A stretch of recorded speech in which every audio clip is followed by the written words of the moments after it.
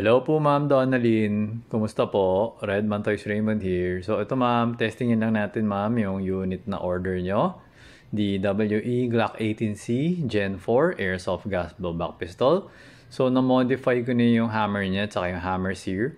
So mas malalim na yung trigger pull niya. So hindi na to masisira, no? Or mas matagal masira. Okay, meron tayong 1 year warranty dun sa modification.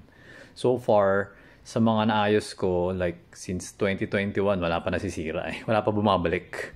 Okay, so hopefully, ganun din to. Okay, so ito ma'am, test fire muna natin, semi-auto. Yung chrono natin.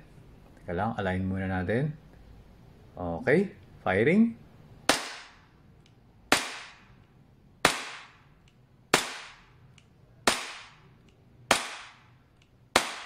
Okay, yan. Nag-open chamber siya kasi wala na siyang BB. So, pause ko lang. Magre-reload tayo para test naman natin yung full auto. So, eto ma'am, nag-reload na tayo, no? So, testing natin yung full auto. Switching to full auto. Okay, ayan. So, burst mode muna tayo. Okay, dito. Ayan. Ayan. Tapos isa pang burst mode. Okay, ngayon full auto ko na hanggang sa maubos. Yan, ubos siya. Okay, wala ng BB. Open chamber. Okay, so yun ma'am, thank you for your order.